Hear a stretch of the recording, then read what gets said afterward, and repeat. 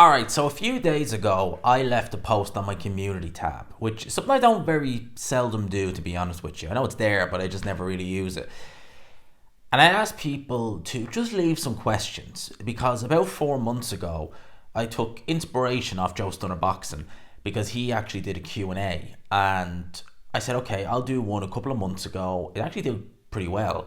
And I said, right, since I'm, well, traveling, well, by the time this video goes out, because it's 2 o'clock today on a Sunday, and this video is probably going to go out Monday evening or maybe Tuesday morning, just depending on time wise. This, by the way, if you left your comment after 2 o'clock on Sunday, apologies, won't get read. Just won't get read. But I said I'd do this Q&A. There's a lot more questions in this one than there was in the previous one, so we could be here a while. Hopefully it won't be, I think the last one was like 50 minutes. Hopefully it won't be that long. But we'll get into this. We'll have a look at some of these questions because I haven't really had a chance to look through any of these. There's 71 comments, but some of the comments have replies on them. So let's see how many we have. And I have them from oldest to newest first. So the first comment is just good luck, G-Man. Thank you, my friend. Not much of a question, but thank you. I appreciate that. Where am I going? So I am moving to London, at least for the foreseeable future. Now, this move has been kind of in the pipeline for a little while. It's been a tricky one because it's not as straightforward as just pack up your stuff and go. I wanted to have plenty saved, which I've done a good job with that. I wanted to have a job, normal job, which I do. I have my current job that I do here, which I'm allowed to bring over with me, which is brilliant, as well as YouTube. And then it was just getting the flat set up, which I thought that would be the easiest. Turns out it's actually the hardest because stuff that I'm not going to go into, but that is still kind of a work in progress, so to speak, at least for the time being. I have a place to stay for the next month, which is fine, but we're still working a bit on that. And because of kind of work commitments, it kind of has to be in the East End of London. So it kind of limits me a little bit to where I can look for, but it kind of has to be in the East End of London. And primarily why I'm going over there is I just want to be able to get to as many events as I can. You know, I've been to a Riyadh season kickoff event. I've been to a couple of Queensbury shows. I've been to a Matchroom one last year. It's nice to get to them, and it's nice that the channel's in a situation where I can get to them. But I can only get to so many. Obviously, living in Dublin, you have to pay for flights, accommodation. Financially, it just doesn't work out. You know, it just doesn't. So being in the city, being able to get to a lot of events, even if they're not in London City. I mean, if it's in Manchester, you get trained. If it's in Birmingham, you get trained. You know, sort of way. So it's not as much of a job trying to get to them as it would be if you're in Dublin. You know, it's not as straightforward, and it's expensive, accommodation, all that. So for that reason, I said we'll look. And I wanted to get out of Ireland for a while anyway, but we'll give it a go for a little while. We'll see how it goes. We see how things work out, and you know, amongst other things, you know, I know Ade is always on about doing vids together and stuff like that, and obviously it's a bit difficult when you're in Ireland. At least if we're in the same city, it's just a train ride, and maybe even less than that. So that's the main reason. Like I said, we'll see how it goes. It's going to be interesting. It's going to be a fun couple of months. Do you think Calzaghe is underrated? That's a good question. I've been asked that a few times. He's definitely underrated in America. I think the American fans look at someone like a Joe Calzaghe and they only really look at the fights he had against Bernard Hopkins and Roy Jones, in which Bernard Hopkins still went on to do some good stuff. A lot of people felt Hopkins won that fight. Roy Jones, I mean, that was an ancient Roy Jones. Ancient Roy Jones. And a lot of people would say, well, how good was Calzaghe? Calzaghe was very good. He was absolutely brilliant. He was a southpaw with fast hands and not bad punching power. He did slap a little bit, but he had decent enough punching power there as well. Calzaghe had so much talent. I always look at the Kessler fight, the Mikhail Kessler fight, really, for me. That was a great emphatic win by Calzaghe with a Kessler who was in his peak and still went on to do good things in boxing. And that was a Calzaghe who was, safe to say, wasn't in his peak. You know, I wouldn't say he was a million miles removed from it, but it wasn't a peak Calzaghe. So Calzaghe, in my opinion, is underrated as hell, certainly in the US. I think in the UK he gets the credit he deserves. I know a lot of Carl Froch fans will say, oh, but he didn't fight Carl Froch, this, that, and the other. Well, like the same could be said about Carl Froch and James DeGale. And it's easy for Carl Froch fans to say, oh, well, he would have beat James DeGale. Yeah, well, a lot of people think Calzaghe would have just beaten, I think he would have just beaten Carl Froch as well. So, it's all right for Froch to kind of say, well, I don't need to fight James DeGale, but it's not for Joe Calzaghe. And I think Joe Calzaghe would have beat the living crap out of Carl Froch had they fought. I don't think it would have even been competitive, to be honest with you. Next question from Box or Brain. Or Bane. Will be interesting to know what 20k subscribers and roughly 2k video views does for your purse. I guess it's not Uncle Turkey money, but it will be intriguing. Love the channel and best of luck with the move. Interesting. And someone actually commented on that, and they said he's probably earning about 600 to 800 a month roughly, if I had to estimate. So without going into figures, because I keep that a little bit private, 20k subs, the subscriber count doesn't really dictate how much money you make. It doesn't really do anything in terms of making money. It's down to the views, it's down to the watch time, it's down to a lot of that. In terms of how much the channel makes each month, some months are obviously, it's not going to be the same each month, and you got to figure it's when boxing is busy, like in May, in June, when you had, the 5v5, the Undisputed in March, when you have the really busy months in boxing, where there's a lot of news, a lot of fights coming up and big fallout from fights, yeah, you'll do better financially than you will, say, like this month and last month. But with the views the channel brings in, yeah, it's nice. Someone was speculating there that I get between 600 to 800 a month. It's not in that ballpark. It's more, but it wouldn't be. Well, it would depend. It would definitely depend. I know last month it was the worst month I've had on YouTube in terms of financially this year. It's still more than between 600 and 800. So that kind of gives a bit of context. The best month I had this year was May. And that was a very, very good month. Flipping very good month. So if I wanted to, say I wanted to stay in Dublin and I wanted a break from work, I could quite comfortably live on what I make from YouTube. Now I wouldn't be going on trips to the UK too often, but I could probably live on what I make and be reasonably comfy if I wanted to take a couple of months off, and I have thought about that in the past. I've just kind of maybe taken a extended 2-month break from work and just do YouTube, just see how that goes. But if I want to get to events, if I want to do things, then no, I need to be doing something. So, in terms of the revenue and stuff like that, it takes a lot of work to get to where it is, because even last year it wasn't doing that great in terms of revenue every month. It's views really. It's views. I mean, I get on average 200,000+ views a month, and that's enough. If you wanted to work part-time, you could easily work part-time, easily.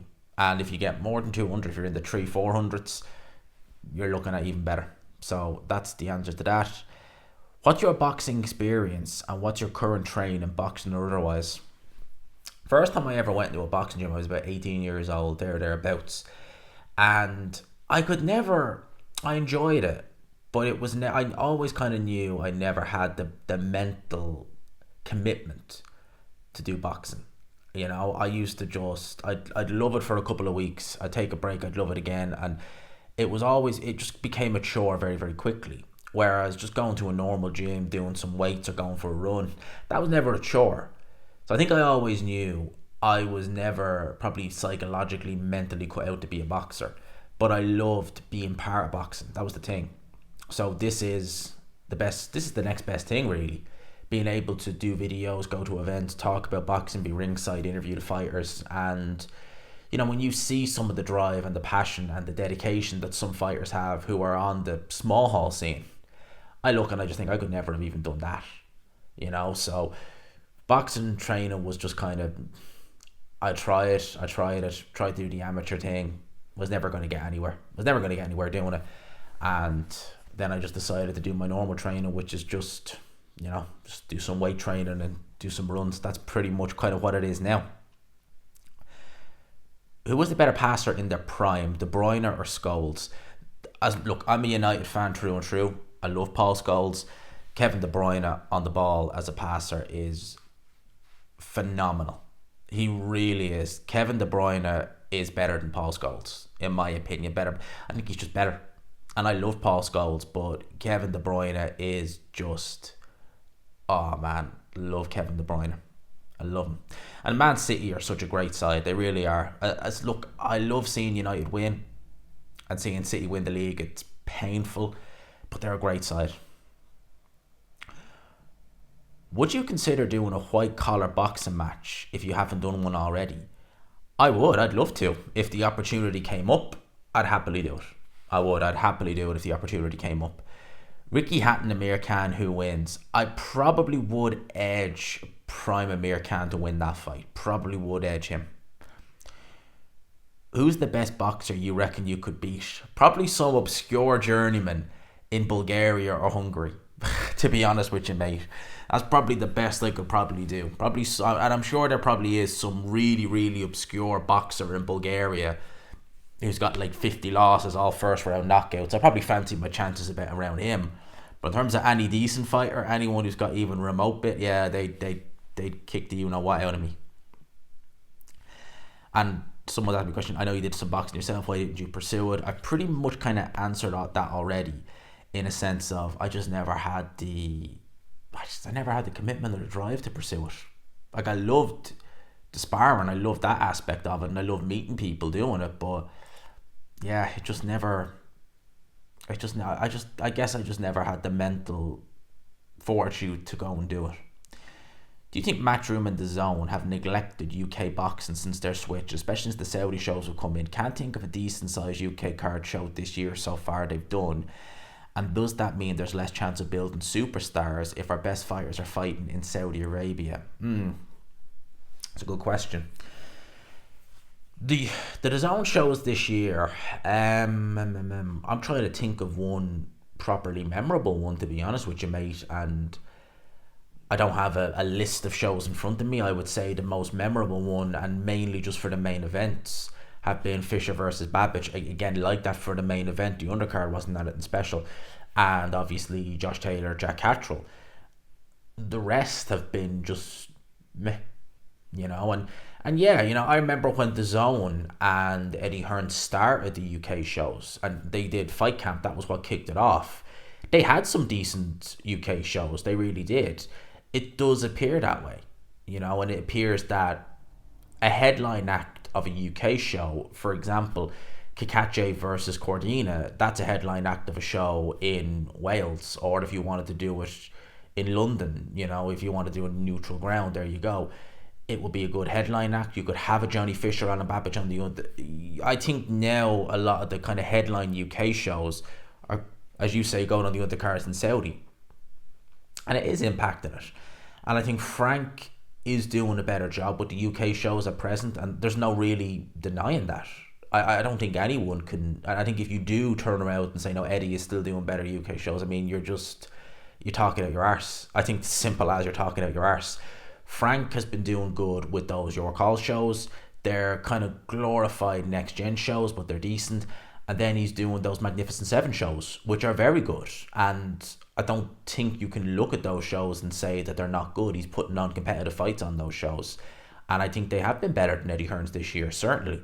So it's a good question. And yeah, I do think Eddie Hearn and DAZN, they need to get back to putting some bigger shows in the UK on. They have the Joshua show, which is a big one, yeah, but obviously that's kind of part of the whole Riyadh Saudi thing. If you're talking about just Matchroom standalone ones, we've got some decent on paper ones coming up, but we'll have to wait and see how they look and how they go.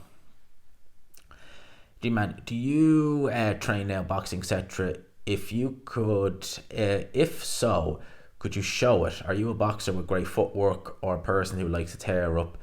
All the best for your future.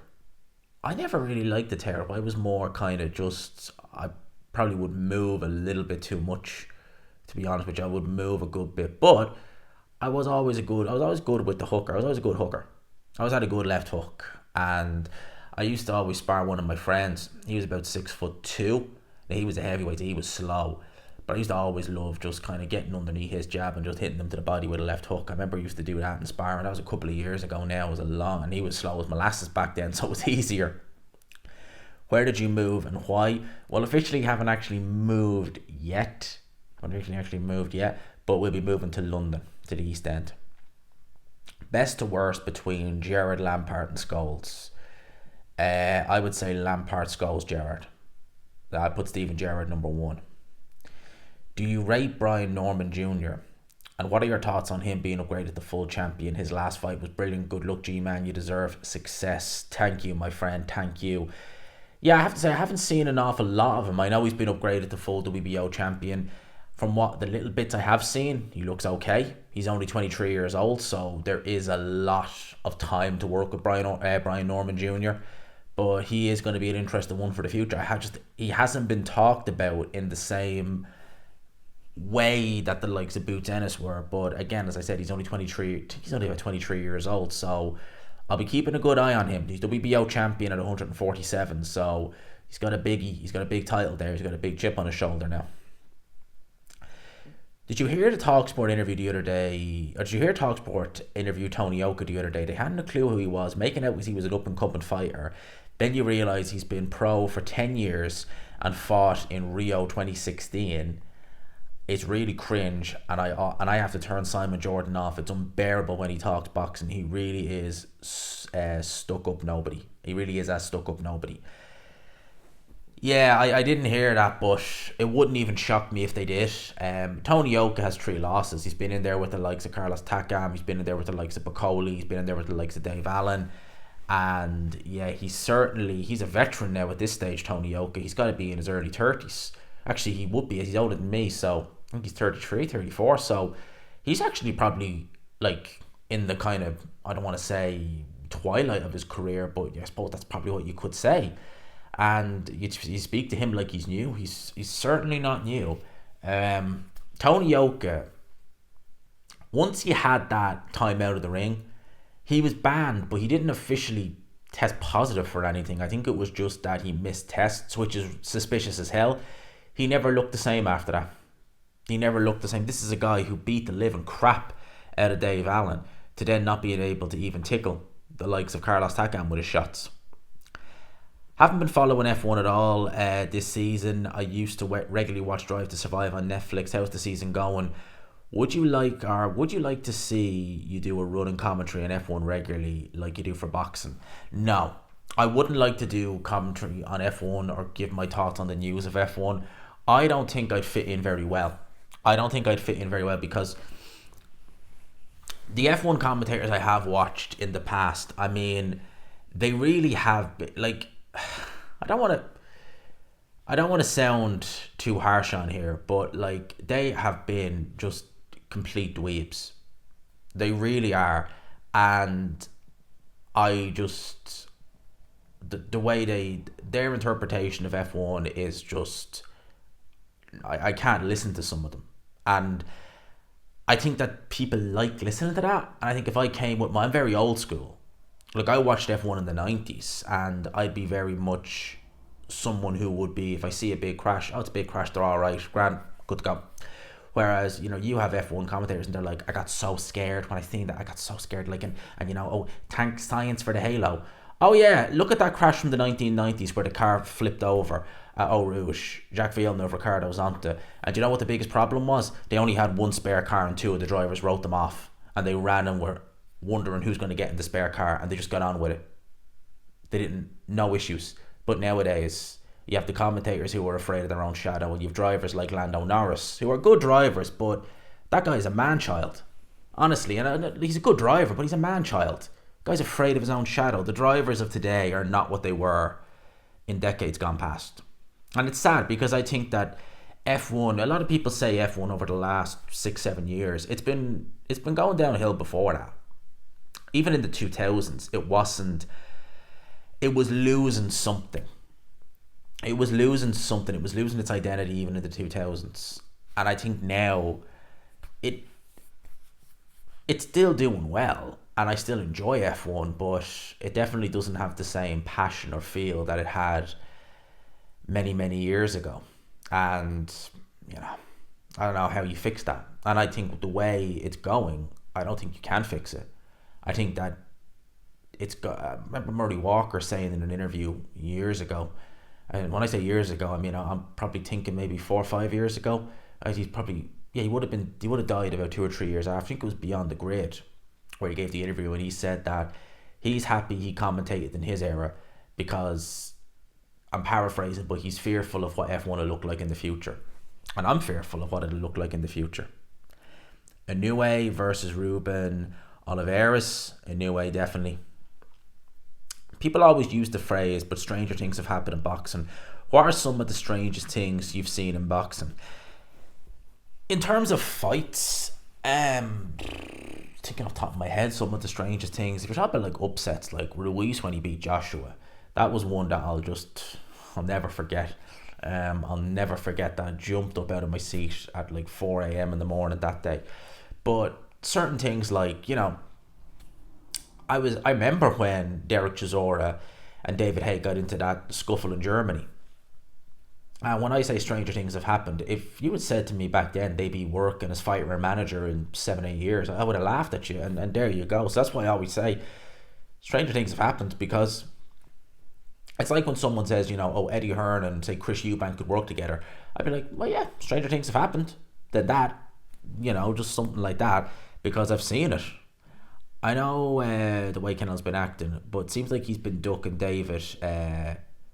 But Benavidez could have took action and actually forced the mandatory, but he didn't. So, should we question if Benavidez really wants the Canelo fight? I think he absolutely does want the Canelo fight. I think you're referring to Dylan White a couple of years ago, where he tried to take legal action with the WBC, and that was when he was mandatory for Tyson Fury at the time. It's before he fought Povetkin, and I remember he was talking about going down the legal road and this, that, and the other, and I think February 2021 was when the mandatory was going to have to be called, and he was really adamant to go down those roads. Benavidez hasn't done that. Could be a variety of reasons. Could be that maybe the WBC have maybe said they don't want to do it. Maybe he's fearful of having to put down so much money that maybe he's fearful if it doesn't go his way, it could damage the relationship with the BBC and he could be out of pocket. I think Benavidez certainly wants that fight, and Canelo just seems unwilling for it. That really is what it seems. G-Man, best of luck in London. No doubt you will achieve great things. Oh, I hope so. That's the plan, man. That's the plan. On YouTube, what advice do you give to people starting out? I would say, just be yourself. Just be consistent. And, if you're good and you're consistent and you work at it, the subscribers will come. It's like anything in life, is especially in a niche sport like boxing. It's not just gonna happen like that overnight. I knew that, and that's why I never really kind of got down about when I started on YouTube. Things weren't happening because I knew it wouldn't be overnight. I knew it would be a slow grind, and for me, I take pride in the fact that I never asked for anything. Everything was given to me just from good friends like Ade and Hatman. I never asked them for any help or anything like that. And I like that. I like the way that I did it to an extent on my own. I did have help, but it was help that was just given to me out of other people's kindness, which I love that fact. And, in the nicest way, I'm not someone who would go and, I never share videos on Twitter or anything like that. And I'd never been that guy who would go to a bigger channel and be like, oh, I've got a video here, go and watch it, or this and the other. I never did any of that. I just always just did it and just did my vids, and if they did well, they did well. If they didn't, they didn't. And they've been doing well for the last couple of years and getting better and better. So that's the advice I'd always give. Listen, you got to be realistic with your goals on YouTube at the end of the day. With some, in the nicest possible way, it's not for them. It genuinely isn't. You could be trying. It's not going to happen. With YouTube, it's just not for some people. But don't let that knock you from trying to do something else. Maybe you're really, really good at editing and you could actually do something with that. Maybe the talking part is not for you, but you could actually start doing your own little editing company and stuff like that.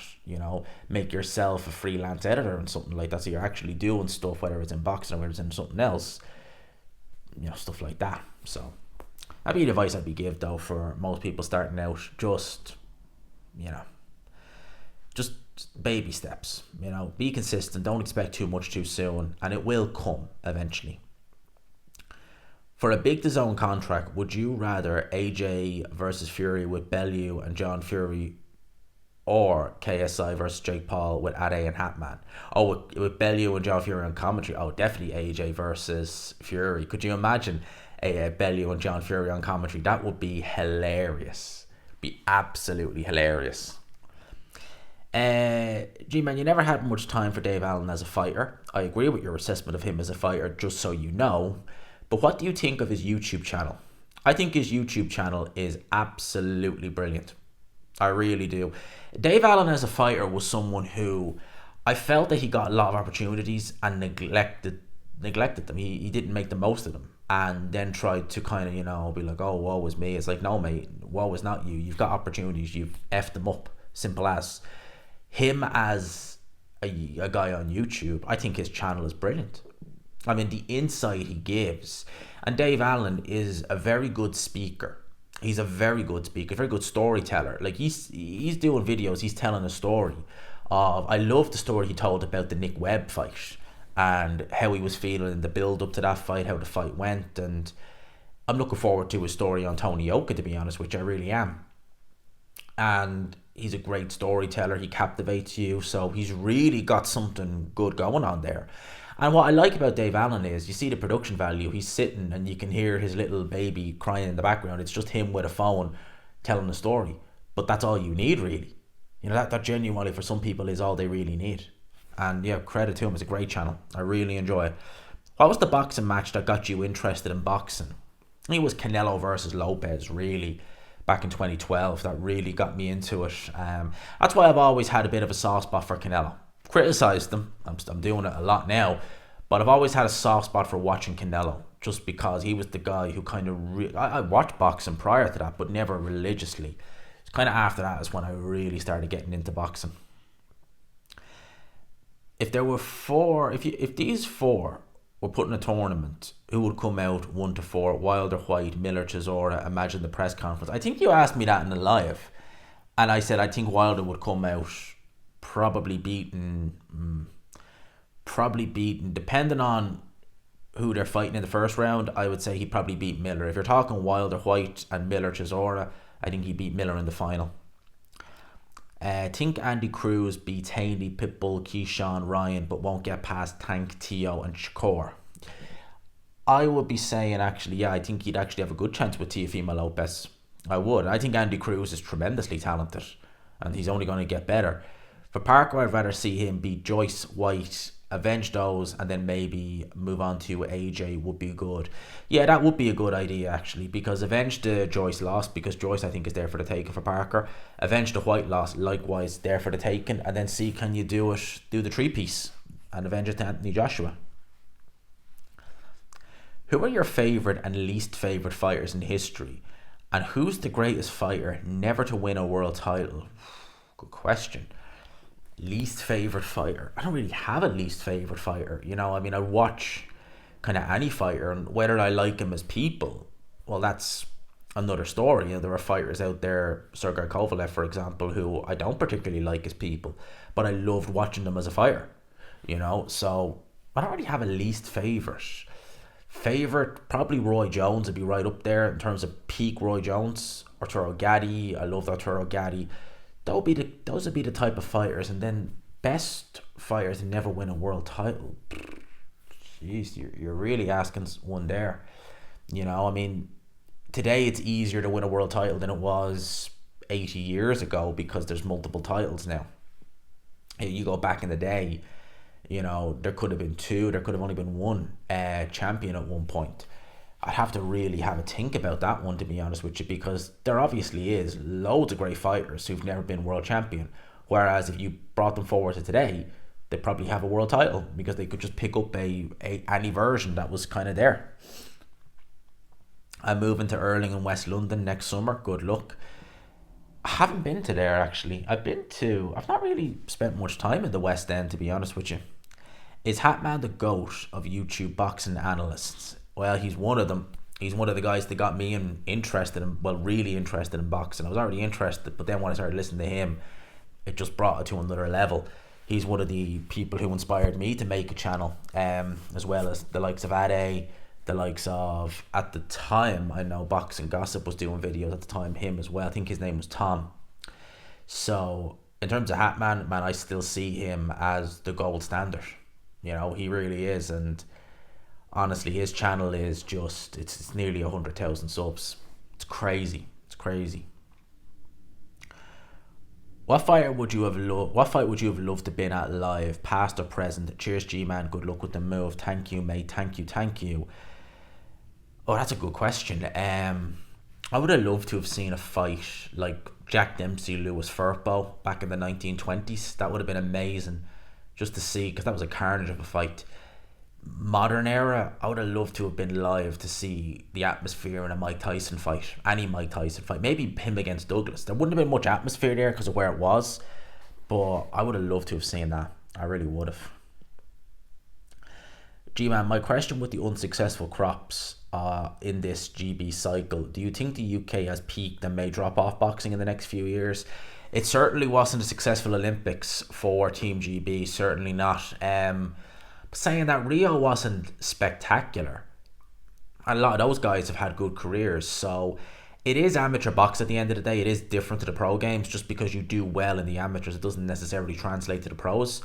We need to wait and see how this crop will go, but certainly there's nobody really out of that crop of fighters that I've seen or looked at, and again, they could prove me wrong, that I would say, yeah, he's going to be something as a pro. Best heavyweight era in your opinion, 70s or 90s? I'm going to be a little bit controversial and say the 90s, because I watched a lot more fights from the 90s. I love the 90s atmosphere. I love the 70s too, but I just love the 90s, watching the fights from back then. I love it. G-Man, would you welcome a Canelo versus Bivol rematch? Yeah, I'd welcome it. Who do you think is the best stable of fighters right now, Eddie or Frank? And lastly, who wins? Catterall, Prograis. I think Catterall wins. Certainly Eddie Hearn has a very good stable of fighters, but Frank Warren's stable is getting stronger, and you know, obviously neither guy has Alexander Usyk. Queensbury decimated Matchroom in the 5v5. In terms of future talent, you know, I look at Matchroom and I look at guys like Galal Yafai, and I'm like, yeah, he's good, he's okay. I don't think he'll be the star maybe that Eddie Hearn thinks he'll be. I look at Moses Atelma and I think he is a star in the making. He's an absolute star in the making. So I think Frank is doing that a little bit better at this minute in time. This is a long ass question, man. This is a really long question. Not so much of a question, but I'd like to know your opinion on a theory I have about the direction the boxing is heading. It's quite a long one, so I'm sorry for the wall-to-wall text. Man, this is a big ass question, so I'm going to do my best, right? I believe the entire structure of boxing is going to change in the coming years, not the fundamentals like the rules or anything like that, but the business side, in my opinion, I'm in the opinion that the current business model for Turkey is horribly unsustainable, and he knows it. This isn't a problem for him, yet, given his incredible wealth, but like all the Saudi sport inventors, they can change things from the ground up and make them work. Turkey has already started to make changes. He's essentially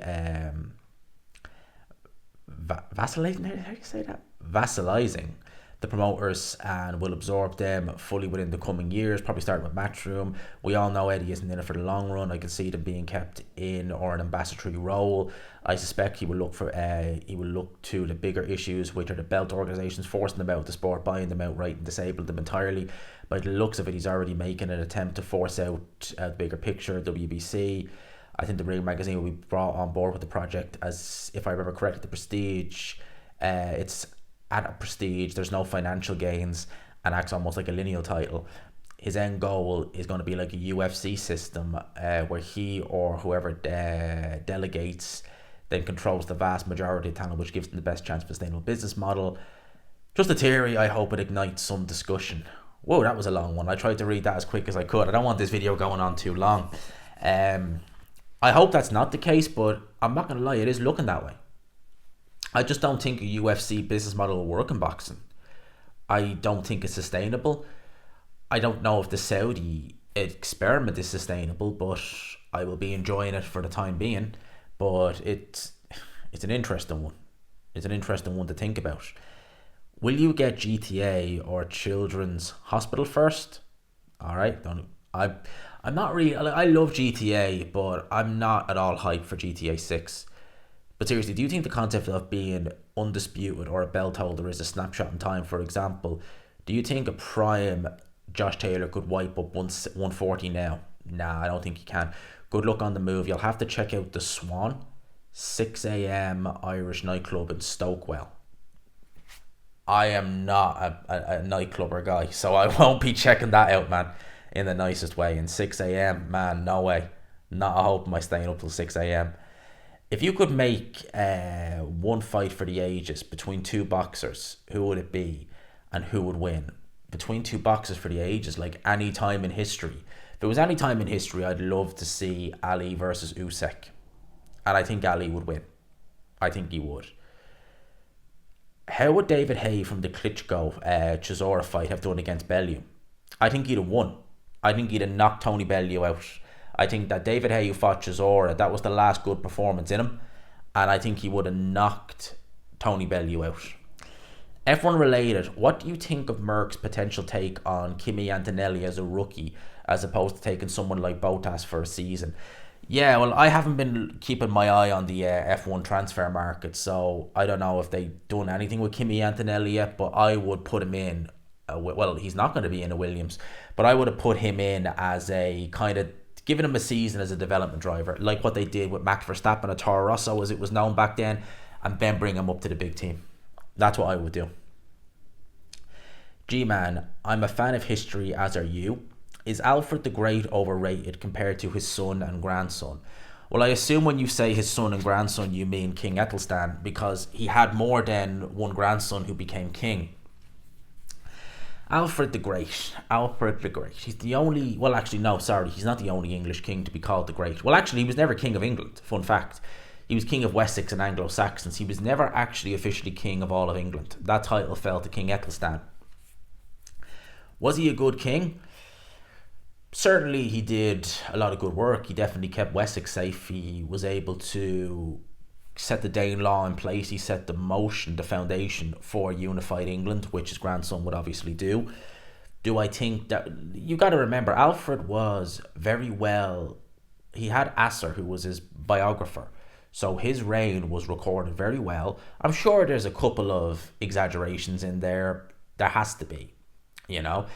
So that's why he's remembered so fondly. If you look at historians, I think William of Malmesbury said that Edward the Elder was something... I can't remember how he explained it, but he said it basically his reign was better, which it was. If you look at Edward the Elder's reign compared to his was better.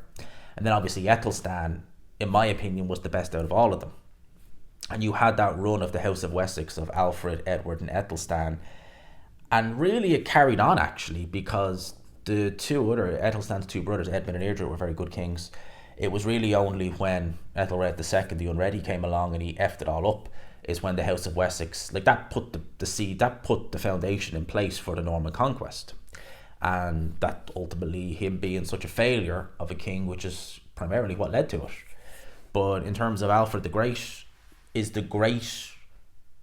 was a great king. I think that Ethelstan was better, in my opinion. Hey G-Man, have you seen the George Foreman film? If not, I recommend you watch it. You would love it. I did. I loved it. It was brilliant. Whatever you do, mate, more power to you. I wish you all success. You seem like a good person. Deserve it. All the best, fella. I'm backing you. Thanks you for that. Your channel was crap anyway. Brilliant. One previous comment. Just subscribe. Great take on the fight. What a difference a few weeks can make, huh? What styles do you like watching? Who was in your all-time top 5 list? What merits do you use when determining pound for pound? Don't use pound for pound, first and foremost. Do not use it. Do not go there with pound for pound. In terms of styles I love big punchers. I like pressure fighters. I like all action. But I do love some good back foot fighters as well. I really do.